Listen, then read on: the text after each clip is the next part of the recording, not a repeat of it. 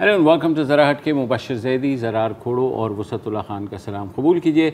बात करेंगे खैबर पख्तूनख्वा में बल्दियाती इंतखाबात की, जिसका पहला मरहला जो है कल उसका इनेकाद हुआ और अभी तक जो रिज़ल्ट्स हैं वो आ रहे हैं। जो रिज़ल्ट्स हैं, नताइज हैं 17 अज़ला की 66 जी 17 अज़ला की 66 जो तहसीलें हैं उनमें हो रहा था, जिसमें से 2 के ऊपर जो है इंतखाबात मुलतवी हो गए बिकॉज ऑफ वेरियस रीजंस, और 64 जो तहसीलें हैं उनका रिज़ल्ट अब तक जो सामने आ रहा है उसमें जमीयत उलमाए इस्लाम फजलुर रहमान जो हैं वो लीडिंग पार्टी के तौर पर उभरी है। न सिर्फ लीडिंग पार्टी के तौर पर बल्कि सूबाई दारुल हुकूमत पेशावर, बन्नू और कोहाट के जो मेयर हैं उन्होंने उनकी सीटें जीत ली हैं। मर्दान के मेयर की सीट जो है वो ANP ने जीत ली है। PTI बदस्तूर दूसरे नंबर पर है। ठीक है, और मैं मुझे एक ऐड करना चाह रहा था कि मर्दान की मेयर की सीट हिमायत मयार ने जीती है, और अगर आपको ये नाम थोड़ा सा सुना ही लग रहा है वो इसलिए है क्योंकि मशाल खान के कत्ल केस में अजमल मयार का नाम आया था। जो इनिशियली इनका भी आया था, लेकिन फिर इवेंचुअली जो है उनको वो बरी कर दिया गया था। तो बहरहाल क्या हुआ इस पर सारे जो हैं तज्ज़ियाकार सर जोड़ कर बैठे हैं। हम समय शशुदर हैं नहीं हैं, लेकिन कहा यह जा रहा है कि इसकी बड़ी वजह महंगाई है और लोग महंगाई से तंग हैं, मगर PTI अभी भी बदस्तूर दूसरी पोजीशन पे बराजमान है। ये भी कहा जा रहा है कि PTI ने PTI को हरा दिया। हाँ, वो ये कहा जा रहा है, लेकिन उसमें ये होता है कि आपको याद होगा भुट्टो के बारे में भी ये कहा जाता था और बाद में इमरान खान के बारे में भी कि खंबे को भी खड़ा कर दें तो उसको वोट मिल जाएगा। तो यही PTI थी जिसने साबका इंतखाबात में जिसको भी वोट दिया PTI वोटर ने, जिसको भी टिकट दिया PTI वोटर ने उसको वोट दिया। थ्योरी है ना कि खंबे को भी वोट दें तो वो जीत जाएगा, ये थ्योरी जमहूरी ममालिक में तो एक इलेक्शन में चल जाती है, दूसरे में नहीं चलती। हाँ, जो अगर टोटलिटेरियन स्टेट्स हैं उनमें हर इलेक्शन ही खंबे की बुनियाद पर। एक अलग बात है ना, लेकिन बात बिल्कुल सही है। ये कार्ड अब एक दफ़ा ही प्ले होता है। एक चीज़ जो है ये जो बात की जाती है, और सिर्फ इन इंतखाबात में नहीं और भी इंतखाबात में, कि PTI ने PTI को ही हराया है, और अगेन दोबारा बात होती है कि सर टिकट्स कि आपने सिलेक्शन सही नहीं की। तो पॉइंट ये है कि अगर ये दुरुस्त भी है, और यकीनन किसी हद तक दुरुस्त है, 8 साल से ज़ायद तो हो गए हैं खैबर पख्तूनख्वा की हुकूमत। इनकम्बेंसी फैक्टर तो होता है, लेकिन माय पॉइंट इज कि 8 साल तो आपके हो गए। मैं सिर्फ अभी पार्टी स्ट्रक्चर और पार्टी डिसिप्लिन की बात कर रहा हूँ, इनकम्बेंसी अलग बात। 8 साल से ज़ायद हो गए आपको खैबर पख्तूनख्वा की हुकूमत चलाते हुए, तकरीबन मेरे ख्याल 3.5 साल हो गए। वफाक में पार्टी स्ट्रक्चर KP में आपका उससे भी ज़्यादा पुराना है। तो अगर अभी भी ये मसले चल रहे हैं तो there is a deeper problem. अच्छा, आप एक बात और जहन में रखें, अभी खैर हम नामानिगार से ही बात कर रहे हैं, खैबर पख्तूनख्वा की एक बड़ी ज़बरदस्त साइकी है, वो कंसेक्यूटिव चांस नहीं देते। नहीं, लेकिन 2 दफ़ा तो दिया है ना सर। सुन तो लें। PTI वाहिद पार्टी है रिसेंट पास्ट में जिसको कंसेक्यूटिव चांस दिया है, और उसके बाद ये सूरत है। अच्छा, कन्फ्यूजन इस तरह से भी हुई कि परवेज़ खटक जो कि साबिक वज़ीर आला भी रहे, वज़ीर दिफा भी हैं, उन्होंने जब वोट डाला तो अपेरेंटली उन्होंने, उनके साहबजादे थे तो उनको तो वोट डाला ही, साथ ही मुखालिफ को भी वोट डाल दिया। तो बाद में वो उधर वहाँ से उन्होंने कहा कि सर ये मतलब ये गलती हो गई थोड़ी, तो खैर वहीं पे करेक्शन हो गई। एनीवेज, पीपल्स पार्टी जिसका चांस था कि वो शोइंग देगी किसी भी किस्म की, यौम तासीस भी आपको पता है पीपल्स पार्टी का KP में ही हुआ, पेशावर में हुआ, और एक अंदाजे थे कि पीपल्स पार्टी को स्ट्रॉन्ग शोइंग करेगी, लेकिन फ़िलहाल लग ये रहा है कि पीपल्स पार्टी चौथे नंबर पर है, JUIFA, उसके बाद PTI, फिर इंडिपेंडेंट, और उसके बाद ANP का रिवाइवल हुआ है। लेकिन जो ANP का अपना मरकज़ है चारसद्दा में, वहाँ पर नहीं हुआ। वहाँ पर JUIFA जो है स्ट्रॉन्ग चल रही है, और उनका और PTI का कांटे का मुकाबला है। तो ANP का टेक्निकली ये रिवाइवल्स हैं भी या नहीं हैं, क्योंकि अगर महंगाई है तो ये पैमाना हो सकता है 2023 के इलेक्शंस के लिए या नहीं, क्योंकि अगर महंगाई कम हो गई तो यही वोटर निकल आएगा PTI के लिए। बहरहाल बहुत सारे इश्यूज़ हैं। कुछ ये कह रहे हैं कि तालिबान की जो है ना मौलाना साहब को वोट पड़ गए हैं। अब वो मुझे नहीं पता कि उसका उससे क्या ताल्लुक है। तालिबान का मौलाना से चलो देखते हैं। कल वज़ीर ख़ारजा मुत्तकी, एक मिनट, कल वज़ीर ख़ारजा मुत्तकी ने फजलुर रहमान से मुलाकात की है। आपने देख लिया होगा जो आप कह रहे हैं कि तालिबान का उनसे क्या है, तो वो और जाके जमात इस्लामी के सरबराह से क्यों नहीं मिल जाए। हम ही बेचेंगे या पेशावर में जो साहब हैं उनसे भी बिकवाएंगे। जी, हमारे साथ मौजूद हैं जी पेशावर से हमारे ब्यूरो चीफ अली अकबर, और वो खासे मुतहर्रिक भी रहे। अली अकबर, आपके लिए नताइज सरप्राइजिंग है, हैरान कुन हैं, या आप इस बात की तवक्को कर रहे थे कि ऐसे ही नताइज आएंगे? साहब, और हम तकरीबन तवक्को तो यही कर रहे थे कि पाकिस्तान तहरीक इंसाफ को झटके लगेंगे, और बुनियादी वजूहात भी आपके सामने है कि गुज़िश्ता साल 1.5 साल में जो महंगाई है उसने लोगों का जीना दोबार कर दिया है, और उन्होंने मुतमईन नहीं किया आवाम को भी इन कैंपेनों के अंदर। अगरचे हुकूमत में थे और रिसोर्सेज का भरपूर इस्तेमाल किया गया, और इंतज़ामी सतह पे भी, सिक्योरिटी सतह पे भी हर तरफ से असरअंदाज हुए, जैसे कि स्पीकर असद कैसर ने किया, जैसे परवेज़ खटक ने, और इसी तरह अली अमीन गंडापुर ने। ज़ाबिता अखलाक की खिलाफ वर्जी भी की गई। ताहम बुनियादी जो वजह थी तो उसको एड्रेस नहीं कर सके। दूसरा ये कि जो वादे अवाम के साथ किए गए थे तो जीतने के बाद वो उम्मीदवार और कायदीन भी नज़र नहीं आए, तो उसकी वजह से भी मसले मसाइल थे। तो ये तो बात तय थी कि PTI को जो है शिकस्त होगी इन इंतखाबात में, और हम इंतखाबात से कबल भी यही प्रिडिक्ट कर रहे थे।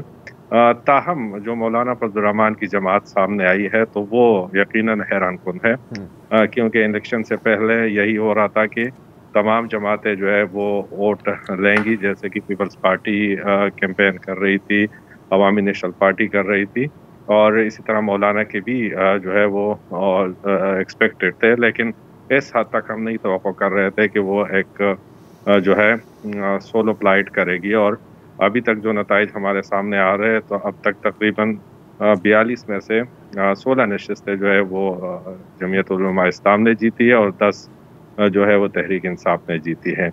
तो ये हैरान कुन है, ये वाला फैक्टर के जमीयत उलमा इस्लाम जो है वो सामने आई है। तो क्या स्पेकुलेशन है इस पर अली अकबर साहब, या आपकी अपनी जो ज़ाती राय है कि आप भी कह रहे थे कि हैरान कौन है, यकीनन ज़्यादातर कोई भी एनालिस्ट नहीं प्रिडिक्ट कर रहा था कि बिल्कुल PTI को झटका लगेगा, लेकिन JUFA इतनी उन्होंने, आपके जहन में क्या है, क्या फैक्टर्स हो सकते हैं इसमें? ज़रा साहब 2-3 वजूहात सामने आ रहे हैं, और वो एक तो ये कि जो है तकरीबन ये हुकूमत जब से आई है तो मौलाना फजलुर रहमान ने इसको तस्लीम नहीं किया, और बीच में से जो बड़ी जमातें थी, पीपल्स पार्टी और मुस्लिम लीग नून, उन्होंने कई मौक़ों पर जो है मसलहत से काम भी लिया। तो एक तो उनका क्लियर एक स्टांस था, वो मतलब जो है हुकूमत के ख़िलाफ़ और इसी तरह इस्टेब्लिशमेंट के ख़िलाफ़ भी था। दूसरा ये कि इसमें अगर हम देखें तो आम इंतखाबात में जो यूथ वोट था तो वो ट्रेंड कर गया था। अब इसमें अगर हम देखें तो मिचेवर्ड वोट जो है वो ट्रेंड कर गया है, क्योंकि और वो ये है कि महंगाई की वजह से शायद बड़ों ने समझाया हो छोटों को भी, तो वो हमें मतलब जो एक मिचेवर्ड और जिस तरीके से मिचेवर्ड वोट होता है तो वो ट्रेंड कर गया है। और दूसरी बात ये कि ये भी एक फैक्टर है कि जब से अफ़गानिस्तान के अंदर तब्दीलियाँ आई है तो उसके असरात भी जैसे कि आपके इल्म में खैबर पख्तूनख्वा हमेशा जो है वो बड़ा मुतासिर रहा है, और गुज़िश्ता 1-2 महीने से जब भी ख़ासकर मस्जिद में हम जाते हैं खुतबों में तो उसका जो दुआ होती है जुम्मे की, तो उसमें यही जिक्र ज़रूर होता है कि तालिबान की हुकूमत के लिए दुआ की जाए। तो ये भी एक फैक्टर हो सकता है, क्योंकि जब हम देखते हैं अचानक जब जमीयत उलमा इस्लाम सामने आई है, क्योंकि उनके साथ जो उनके मरासिम थे और ताल्लुकात थे तो वो भी किसी ढकी छुपी नहीं है, तो ये एक फैक्टर भी असरअंदाज लगता है। अच्छा अली अकबर, एक चीज़ देखें, हमारे यहाँ जो कौमी और सूबाई इलेक्शंस होते हैं उनके डायनामिक्स बिल्कुल फ़र्क होते हैं लोकल इलेक्शन से। यहाँ बरादरी सिस्टम चलता है, भाईबंदी चलती है, लोकल प्रॉब्लम्स हैं, तो इसमें आपके ख्याल में अभी भी ये इन्फ्लेशन जो है ये सबसे बड़ा रोल प्ले किया, या PTI वाले जो कह रहे हैं कि क्योंकि हमारे दरमियान ही ये मुकाबला हुआ था तो ये अच्छा इस पॉइंट पर अली अकबर साहब, इससे पहले कि आप जवाब दें तो महमूद जान साहब का इसके ऊपर एक deputy speaker Khyber Pakhtunkhwa assembly, एक दो वो सुन लें फिर इस बात करें। पावर की वजह तो मैं कम बताऊंगा, लेकिन मैं अपने हल्के की शिकस्त की वजह बताऊंगा।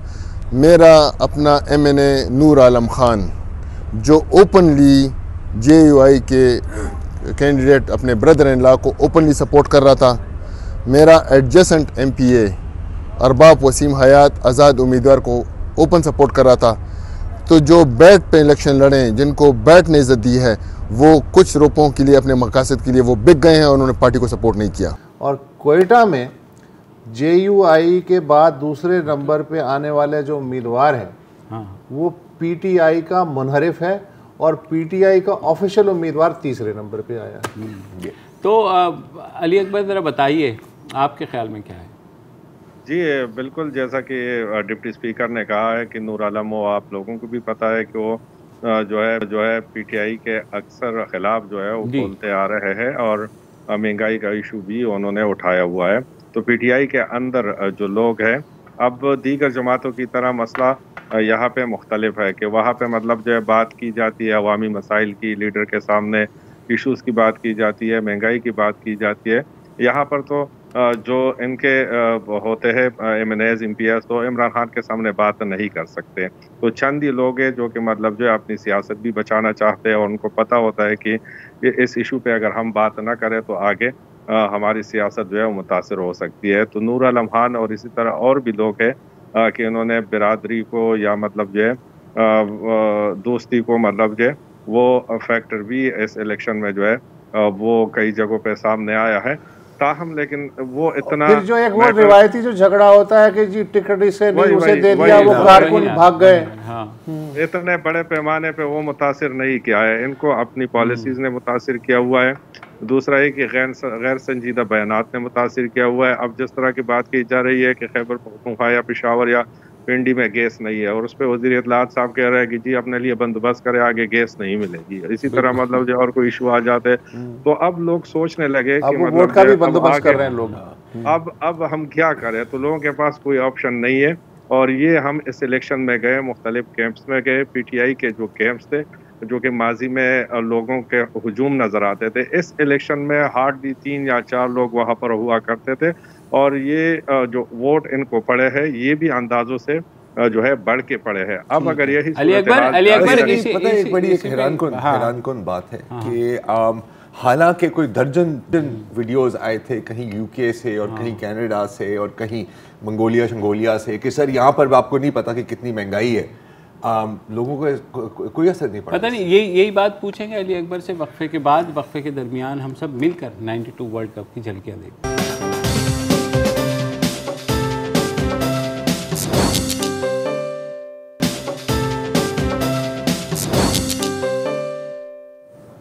Welcome back. हम बात कर रहे हैं खैबर पख्तूनख्वा में बलदियाती इलेक्शंस पर, जो पहले मरहले के नताइज सामने आए हैं। अब जो दूसरा मरहला है वो 1 माह बाद होगा, जिसमें हज़ारा डिवीज़न और मालाकंड डिवीज़न जो हैं वहाँ की तहसीलों में मुकाबला होगा। और वहाँ हज़ारा डिवीज़न में नून लीग खासी स्ट्रॉन्ग है, जिसने अभी इस मरहले में तो 3 सीटें ली हैं। मालाकंड के अलावा जमात इस्लामी है, पीपल्स पार्टी है टू एन एक्सटेंट। तो अली अकबर, किस कदर परेशानी का बायस होगा अगला मरहला, या आपके ख्याल में PTI कुछ उसके लिए, अब जैसे वो कह रहे हैं कि हमने अपना सबक सीख लिया है? वैसे साहब, बात तो ये नहीं है कि मतलब जो है इन्होंने सबक सीख लिया है। सबक के लिए इन्होंने 8 साल इनको मिल गए हैं, तो अभी लोग इनका एहतसाब वो कर रहे हैं। और अब मतलब जो है कितना ही अरसा रह गया है, अब अगर यहाँ पे हुकूमती या स्टेट मशीनरी को मतलब जो है सही इस्तेमाल नहीं किया गया है और वहाँ पर मतलब जो उसका कोई तरीका सीख लिया है तो ये अलग बात है। लेकिन 1 महीने के अंदर ये क्या करेंगे? बुनियादी तौर पर मतलब लोग जो है, एक वक्त में पीपल्स पार्टी का नारा हुआ करता था रोटी कपड़ा और मकान, आजकल तो वो मकान बीच में से निकल गया है, रोटी और कपड़ा ही रह गया है। उसका जिम्मा मलिक रियाज ने ले लिया है। हाँ, तो लोगों के पास मतलब जो है वसाइल नहीं है और इनकी संजीदगी भी वो देख रहे हैं कि किस तरह उनके इश्यूज को ले रहे हैं या काम हो रहा है या नहीं।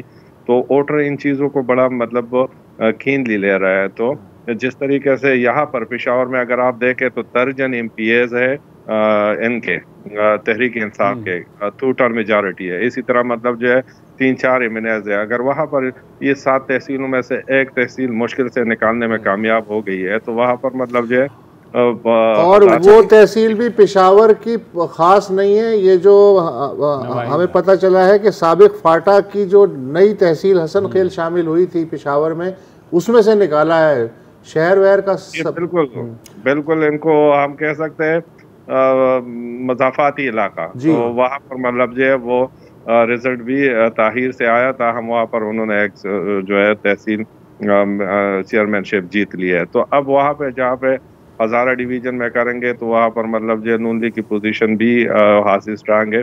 इसी तरह दीर में पीपल्स पार्टी और जमात का है, तो वहाँ पे भी उनको टफ जो है वो सामने रहेंगे। दूसरा है कि वोटर का मूड अब चेंज हो गया, क्योंकि यहाँ पर इतने उसकी जमीयत उलमा इस्लाम की हवा चली है, एएनपी की चली है, रिवाइवल हुई है सियासी जमातों को, तो वो वोटर तो इसको इनको मद्देनज़र रखेगा और वोट करेगा। तो आगे भी इनके लिए जो है मुश्किलात है, और उन्होंने अगर वजूहात आपके सामने अच्छा, अली अकबर साहब सॉरी, पेशावर की आप बात करें, अब जहाँ से हम बैठे होते हैं यहाँ कराची में, सिंध में, तो पीटीआई की हुकूमत वफाक में है, खैबर पख्तूनख्वा में है और पंजाब में है। अच्छा, अब इन तीनों में से अगर कोई एक कदरन सक्सेस स्टोरी जिसको माना जाता है रिलेटिवली, वो केपी है। वो केपी है। सेहत कार्ड भी वहाँ पर लॉन्च हुआ और जहाँ तक मुझे पता है तो काफ़ी अच्छा मिसाली पुलिस भी हो रही थी। मिसाली पुलिस, बीआरटी को चलो तालीम टाइम लग गया, लेकिन बंद तो गई तालीम के हवाले से। तो ये जो सारी चीज़ें एक तरफ और महंगाई एक तरफ, आप ये कह रहे हैं? साहब, मैं डायबिटिक पेशेंट हूँ और एक मतलब जो हकीम के पास मैं गया, एक लाइट से अंदाज में एक बात करना चाह रहा हूँ। तो मैंने उससे कहा ये भी परहेज कर रहा हूँ, ये भी कर रहा हूँ। उसने कहा अगर इतने परहेज आप कर रहे हो, कुछ खाएंगे नहीं, जब जिंदा ही नहीं रहोगे, जिस्म में ताकत नहीं हुई, तो शुगर क्या खाक काम करेगा आप में। तो आप ये देखें कि मतलब जो बुनियादी, जो सबसे बुनियादी मसाइल है वो है महंगाई के, बेरोजगारी के। लोग जब सेहतमंद रहेंगे तो उनमें बीमारियां भी मतलब जो है आएंगी, असर करेंगी। दूसरा ये कि मतलब जो अच्छे इनिशिएटिव्स है, खासकर ये जो सेहत कार्ड वाला इशू है, ताहम दीगर मसाइल जो है वो इतना ज़्यादा है, और वो जो है मजमूई सतह पर, वफाकी सतह पर भी है कि लोग अब मतलब जो बिल्कुल ही मायूस हो गए पाकिस्तान तहरीक इंसाफ से। अब वो रोज़गार के हवाले से भी है वो। हाँ, अली अकबर इसी पे आया था, रोज़गार के हवाले से। मैं एमएनए नूर आलम खान को सुन रहा था, वो बदस्तूर ये बात कर रहे हैं कि केपी में जो करप्शन है वो बहुत ज़्यादा हो गई है, और उन्होंने कहा कि हर बंदा जो है जॉब्स बेच भी रहा है। उन्होंने कहा मेरी अपनी, उनकी यानी ज़मीन के कुछ जो है हिस्से को जाली कागजात बना करके फ़रोख्त तक कर दिया गया है। ये पीटीआई का अपना एमएनए कह रहे हैं। तो ये जो करप्शन वाली कहानियाँ हैं, ये ज़ाहिर है क्लोज सर्कल्स में तो हैं, लेकिन कुछ इनके बारे में असेंबली के स्पीकर की जो वीडियो आई थी तरक्याती बजट के हवाले से, वो भी इस तरह की चीज़। बिल्कुल यहाँ पर ये बातें डिस्कस होती है, और जो मुख्तलिफ हल्के हैं तो वहाँ पर ये है। और उसकी वजह ये है कि मतलब जो आपका एलीट क्लास है, जो आपका अपर मिडिल क्लास है, उन्होंने अपना लिविंग स्टैंडर्ड तो बरकरार रखना है। अब आपके सामने हालात के मतलब जो रोज़गार का भी यही हाल है, इसी तरह मतलब जो सैलरीज है उनको भी सैलरीज भी नहीं बढ़ी, तो उन्होंने लिविंग स्टैंडर्ड तो बरकरार रखना है। तो वाकई में करप्शन मतलब जो वो बढ़ गई है। और एक वक्त हुआ करता था कि जब मतलब जो एक आम सा आदमी भी किसी क्लास 4 के लिए सिफारिश करता था तो उनका वो काम होता था। अली अकबर, मुझे ये बता दीजिए, मतलब मैं समझना ये चाह रहा हूँ, क्या JUIFA के पास किसी भी किस्म का कोई प्रोग्राम है इन प्रॉब्लम्स के बारे में, जिनके बारे में आवाम ने पीटीआई के ख़िलाफ़ वोट दिया है? मुबशिर साहब, ये जमातें जो है ये हुकूमतें कर चुकी है और इनको तजुर्बा भी है।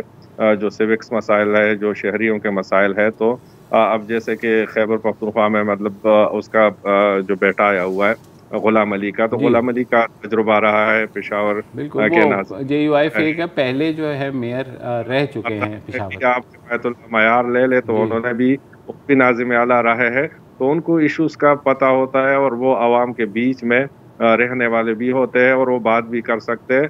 तो थोड़ा बहुत इनका तजुर्बा है वो किसी न किसी हद तक। अब जो एक्ट में इनके पास इख्तियारात है तो वो अपने लेवल पे तो वज़ीर आला ही है। ताहम यहाँ पे मसला अब ये आएगा कि जो सूबाई हुकूमत है वो मतलब PTI की है, और जो नाजमीन या जो मेयर्स मुंतखब हो गए हैं वो अपोजिशन के, तो फंड्स वाला इशू आएगा। ताहम इशूज पे इनकी गिरफ्त है और ये इनको समझबूझ भी है। बहुत बहुत शुक्रिया अली अकबर, बड़ी तफसील समझाया। तो ये था खैबर पख्तूनख्वा का हाल। एक वक्फा ले।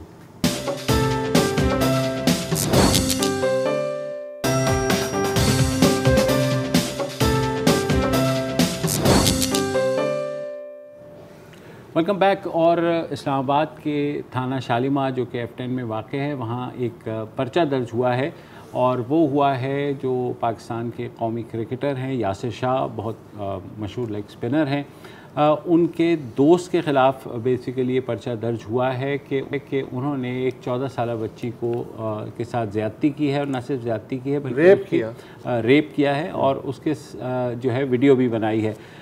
उसमें यासिर शाह का नाम भी उनको भी नामज़द किया गया है, क्योंकि जो खातून हैं जिन्होंने पर्चा कराया है उनके मुताबिक ये 14 साल बच्ची जो है उनकी भांजी हैं, और उन्होंने कहा कि वो यासिर शाह की फ़ैन थी। उन्होंने जून में इस बरस उनका रब्ता हुआ यासिर शाह से, और वो अपनी भांजी के साथ मिलने के लिए लाहौर भी गई उनसे।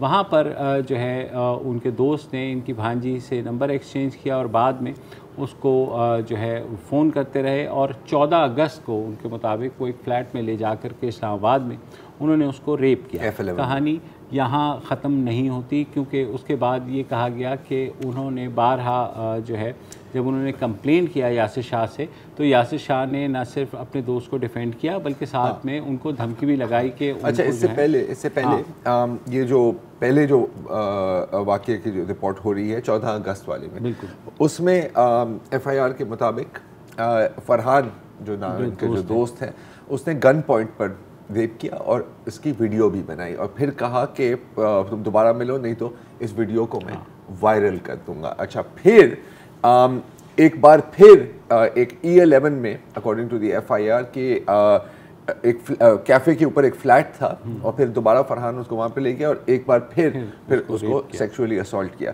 फिर ये खातून कहती हैं कि उन्होंने व्हाट्सएप पर यासिर शाह को कॉल की, जो उस वक्त वेस्ट इंडीज़ में थे, ठीक है, और बताया कि जी ये और ये 10 सितंबर या 11 सितंबर की बात है एज़ पर FIR, और उनको बताया कि ये हुआ था। तो ना सिर्फ मजाक उड़ाया, अकॉर्डिंग टू हर उन्होंने ये भी कहा कि जी हाँ, तो आपकी भांजी बड़ी खूबसूरत है और मुझे कम उम्र लड़कियों का शौक है।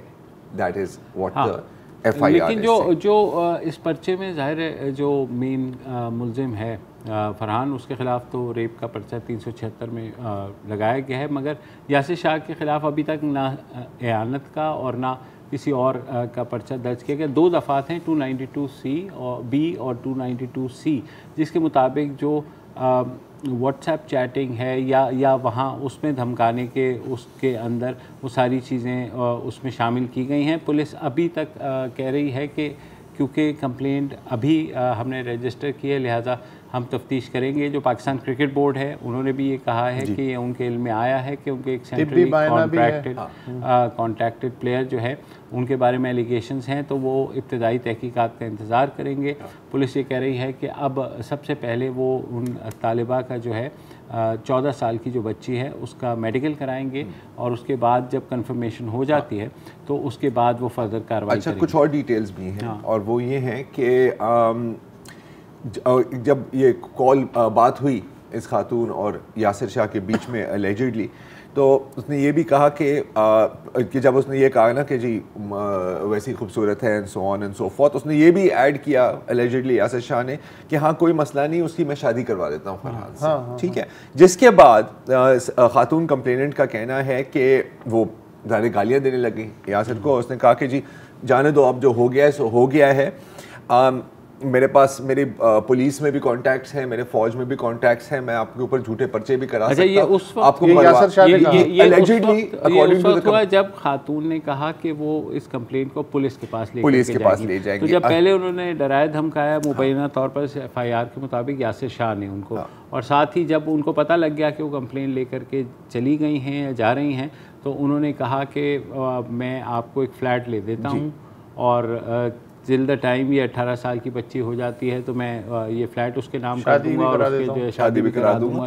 अच्छा, कंप्लेनेंट का ये भी कहना है कि इन सारी चीज़ों की ऑडियो रिकॉर्डिंग्स हैं। हाँ, तो जाहिर है कि अगर तफ्तीश आगे बढ़ेगी तो ये है। फिर वो कहते हैं कि जी यासिर उनको कहते हैं कि आप आके फरहान से मिले एक अगेन F6 में किसी कैफ़े में, और वहाँ पर एक बार फिर उनको धमकाया गया और फिर एक और मीटिंग की ऑफ़र की। उसने कहा कि जी अगर आपकी जो भांजी है वो मुझे खुश कर सकती है तो सारे मैटर्स मैं सॉल्व कर दूंगा, नहीं तो फिर आपने जो करना है करने। अच्छा, यहाँ पर बात ख़त्म नहीं होती क्योंकि कंप्लेनेंट का ये भी कहना है कि इनका कोई एक शीशा सेंटर है इस्लामाबाद में, और अकॉर्डिंग टू हर ये रूटीन में कम उम्र की लड़कियों को वहाँ पर बुलाते हैं, अपनी सेलिब्रिटी स्टेटस इस्तेमाल करके रेप करते हैं और फिर ब्लैकमेल करते हैं और उनकी वीडियोस बनाते हैं। और उनका ये भी कहना है कि उनको डेथ थ्रेट्स भी आ रही हैं। अच्छा, अब जहाँ तक तिब्बी मुआयने की बात है ना, तो एक चीज़ मैं इसमें क्लियर करना चाह रहा हूँ। आई डोंट थिंक कि इतनी लेट के बाद, देखिए आप इस वक्त सिर्फ इतना प्रूव कर सकेंगे शायद कि इंटरकॉर्स हुआ है या नहीं हुआ। इतने महीनों के बाद जाहिर है कि there is no DNA evidence, there is no, अगर कोई ब्रूजेस या मार्क्स भी हैं तो वो भी हट जाती है। अब मुझे नहीं, मेरा नहीं ख्याल कि उस वक्त कोई इस तरह की तस्वीरें ली गई। बाकी जो स्पेशल एविडेंस हैं उनकी बुनियाद पे केस आगे बढ़ सकता है। और अगर ये ऑडियो रिकॉर्डिंग्स हैं, व्हाट्सएप रिकॉर्डिंग्स हैं और व्हाट्सएप चैट्स मौजूद हैं तो पुलिस जो है इसमें, लेकिन जिस तरह यासिर शाह ने कहा है कि उनके कॉन्टैक्ट्स बहुत हैं, तो इवेंचुअली ये भी हो सकता है कि यासिर शाह का नाम ड्रॉप होकर के सिर्फ इस शख्स, अगेन ये डिपेंड करेगा कि क्या इनको ये वीडियो एविडेंसेस मिलती हैं, और अगर वो ऑडियो चैट्स हैं जिसमें वो धमका रहा है तो फिर तो इस तरह के सारे केसेस जिनमें सेलिब्रिटीज होते हैं, इफ्स एंड बट्स तो लगे हुए, इफ्स एंड बट्स तो लगे। वक्फा ले लें।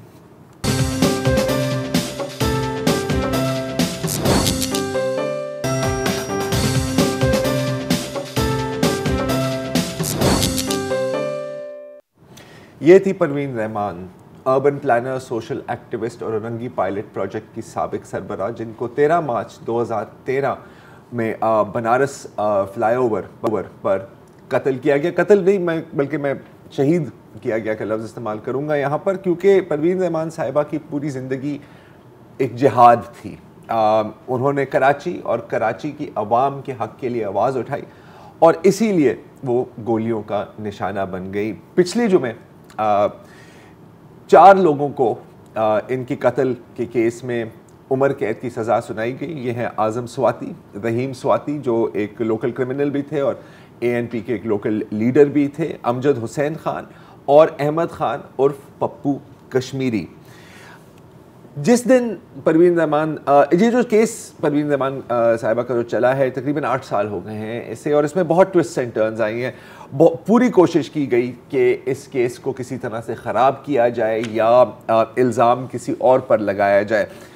एक मज़ाक़ खेज़ किस्म की बात है कि इनका कत्ल होता है 13 मार्च 2013 को। अगली दोपहर, शाम के वक्त की कत्ल होती है, अगली दोपहर कारी बिलाल नाम के एक शख्स को एक इनकाउंटर में मारा जाता है और कहा जाता है कि ये तहरीक तालिबान पाकिस्तान के मेंबर थे।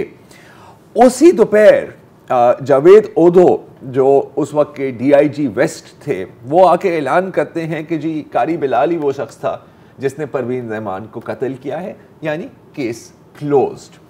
अब जाहिर है कि जो औरंगी पायलट प्रोजेक्ट के जो वर्कर्स थे जो परवीन रहमान साहिबा के साथ काम कर रहे थे, और परवीन रहमान साहिबा की अपनी जो बहन और उनकी जो फैमिली मेम्बर्स थे, वो इस बात को मानने के लिए तैयार नहीं थे। चुनांचे उन्होंने एक पिटिशन फाइल की supreme court, Pakistan supreme court में कि इस केस को दोबारा रीओपन किया जाए, और ऐसा ही हुआ। अगले साल 3 फरवरी 2014 को सुप्रीम कोर्ट ने डिस्ट्रिक्ट सेशंस जज गुलाम मुस्तफ़ा मेमन साहब को अपॉइंट किया कि आप इसमें मुकम्मल इंक्वायरी करें।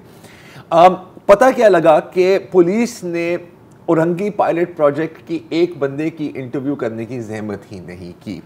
और भी बहुत चीज़ें हुई हैं, बहुत लंबी कहानी है, इतना वक्त नहीं है कि मैं पूरी डिटेल्स में आपको जाऊं, लेकिन इतना प्रेशर था ना सिर्फ पुलिस अफसरान पर, अब जो शायद लोग कुछ उसमें से मिले भी हुए थे, बल्कि जजेस पर भी। और एक रिपोर्ट के मुताबिक जज साहब जो हैं गुलाम मुस्तफ़ा मेमन साहब, उनको एक पुलिस अफसर ने कहा कि सर आप औरंगी मत जाएं, क्योंकि वहाँ पर आपकी जान को ख़तरा है। अब रहीम स्वाति की इन्वॉल्वमेंट यहाँ पे कैसे आती है? जैसे ही कत्ल होता है तो यही बातें होने लगी कि रहीम स्वाति का इसके अंदर कुछ कनेक्शन है। और फिर नवंबर 2016 में बिल आखिर, पहले तो पुलिस कहती थी कि जी हम तलाश कर रहे हैं, हम रेड्स कर रहे हैं, बंदा नहीं मिल रहा, लेकिन फिर बिल आखिर नवंबर 2016 में रहीम स्वाति को गिरफ्तार किया जाता है और उनको चार्ज किया जाता है परवीन रहमान साहिबा के कत्ल में। इनकी और औरंगी पायलट प्रोजेक्ट और परवीन रहमान के साथ क्या रिलेशनशिप थी? जहां औरंगी पायलट प्रोजेक्ट का दफ्तर है उसके बिल्कुल सामने रहीम स्वाति की एक मकान था, एक बिल्डिंग थी, 3 मंजिला की स्टोरी थी, और वो चाहा था कि, और एक इलीगल हाइड्रेंट का काम भी वो चलाता था मंगोपीर रोड पर। मुख्तलिफ स्मॉल स्केल किस्म के क्राइम्स में ये इन्वॉल्व थे।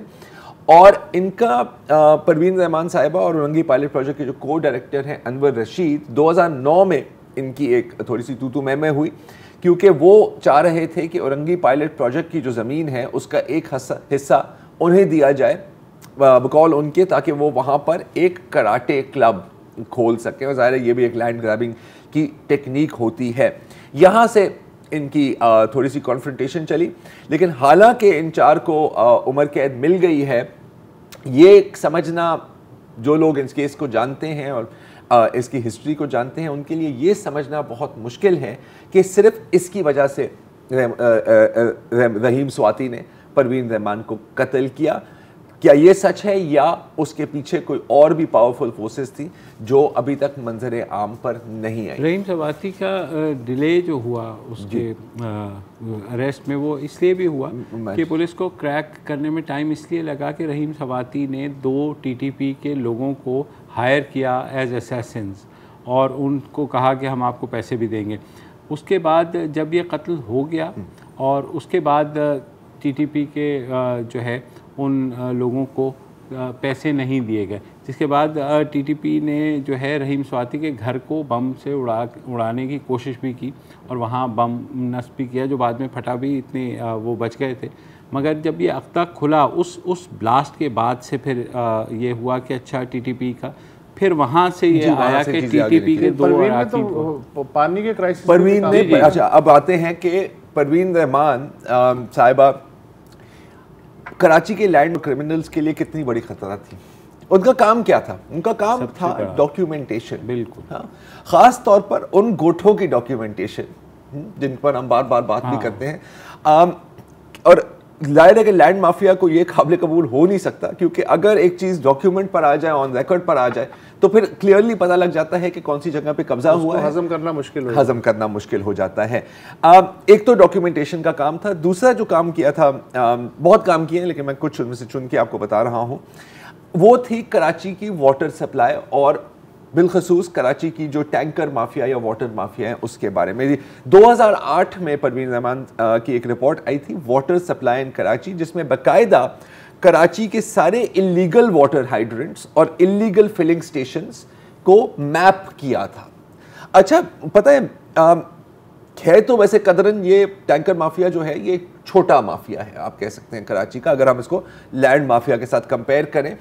लेकिन परवीन रहमान साहिबा ने एक कैलकुलेशन की थी कि 2008 की मैं बात कर रहा हूँ, सालाना सिर्फ टैंकर माफिया और वाटर माफिया 50 अरब रुपए कमाता है। आज से 13 साल पहले जहां लोग आपको 20,000 रुपए में कत्ल कर देंगे तो 50 अरब रुपए कहीं की क्या बात करें।